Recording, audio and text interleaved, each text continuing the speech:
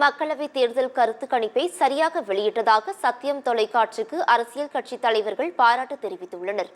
285க்கு 225 தொகுதிகள் வரை இந்தியா கூட்டணி கைப்பற்றும் என சத்தியம் தொலைக்காட்சி கருத்து கணிப்பு வெளியிட்டது. 350 தொகுதிகளை வென்று பாஜக மீண்டும் ஆட்சிக்கு வரும் என பெரும்பாலான ஊடகங்களும் கருத்து கணிப்புகள் வெளியிட்டன. இந்தியா கூட்டணி 150 தொகுதிகள் வரையே வெற்றி பெறும் என பெரும்பாலான ஊடகங்களும் கணித்தன.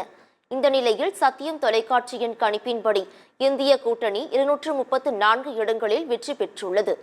மக்களின் உணர்வை சத்தியம் தொலைக்காட்சி சரியாக கணித்துள்ளதாக தமிழக காங்கிரஸ் கமிட்டி தலைவர் செல்வ பெருந்தகை, சிபிஐ மாநில செயலாளர் முத்தரசன், OPS ஆதரவாளர் புகழேந்தி, மனிதநேய ஜனநாயக கட்சி தலைவர் தமுமின் அன்சாரி ஆகியோர் பாராட்டியுள்ளனர்.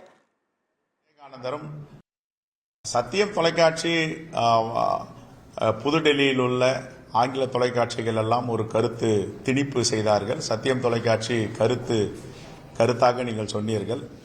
அதை எக்ஸிட் போல் என்று எடுத்துக்கொள்ளலாம். தேர்தலுக்கு பிந்தைய உங்களுடைய முடிவு சரியாக ஏறக்குறைய இருந்திருக்கிறது. வாழ்த்துக்களை தெரிவித்துக் கொள்கிறோம் சத்தியம் டிவி தொலைக்காட்சி ஊழியர்களுக்கும் அந்த உரிமையாளர்களுக்கும். அந்த வகையில் இன்று நாட்டு மக்கள் எல்லாம் ஒரு நல்ல முடிவை அளித்திருக்கிறார்கள். உத்தரப்பிரதேசத்தில் ராமரை நம்பி நாங்கள் நிற்கிறோம் என்று சொன்னார். ராமர் நிராகரித்திருக்கிறார் நரேந்திர மோடியை. அங்கே தமிழ்நாட்டில் எப்படியாவது அண்ணாமலையை வெற்றி பெற வைக்கலாம் என்று விவேகானந்தரை நம்பி வந்தார். விவேகானந்தரும் கைவிட்டு இருக்கிறார் நரேந்திர மோடி அவர்களை. இந்த தேசத்து மக்களும் கைவிட்டு இருக்கிறார்கள். 400 தொகுதிகளை வெற்றி பெறுவோம் என்று சொன்னவர் 250 தொகுதிகளை எட்ட முடியாத அளவிற்கு தான் இருக்கிறார். அப்பொழுது 400 என்ற எண் என்ன ஆனது?